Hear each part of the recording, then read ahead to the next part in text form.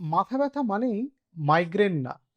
যখন মাথা ব্যথা নিয়ে পেশেন্টরা আমাদের কাছে আসেন, যাদের মাথা ব্যথা বেশ কয়েকদিন ধরে চলছে বা কয়েক মাস ধরে চলছে, এসেই বলেন, "ডাক্তারবাবু আমার না মানে মাইগ্রেনের ব্যথা হচ্ছে।"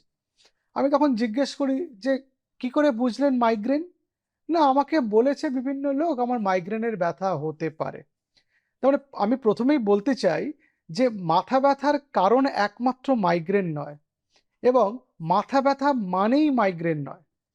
মাথা ব্যথার যদি সর্বপ্রধান কারণ বলতে হয়, যেটা সবচেয়ে বেশি পাওয়া যায়, সেটা হচ্ছে টেনশন হেডেক বা টেনশন টাইপ হেডেক বা স্ট্রেস থেকে যে হেডেক হয় বা অ্যাংজাইটি থেকে যে হেডেক হয়। এর বাইরেও অনেক কারণ আছে। খুব সাধারণ কারণ, আপনি হয়তো জল কম পান করেছেন বা যে সময়ের খাবার খাওয়া দরকার সেই সময় আপনি খাবার খাননি, মিল স্কিপ করে গেছেন, অথবা আপনার লো ব্লাড সুগার হয়েছে বা থাইরয়েডের সমস্যা আছে বা হিমোগ্লোবিনের কোনো সমস্যা আছে, মানে লো হিমোগ্লোবিন আছে, অথবা আপনার সাইনোসাইটিস আছে বা আপনার জ্বর হয়েছে বা বডিতে অন্য কোথাও কোনো ইনফেকশন হয়েছে বা আপনার কোষ্ঠকাঠিন্য হয়েছে বা সার্ভাইকাল স্পন্ডাইলোসিস হয়েছে। আপনি যদি মহিলা হন তাহলে পোস্ট মেনোপজ একটা কারণ, যে পোস্ট মেনোপজাল হেডেক অনেকের হয়, পেরিমেনস্ট্রুয়াল হেডেক অনেকের হয় পিরিয়ডসের আশেপাশের সময়, প্রেগনেন্সিতে হতে পারে।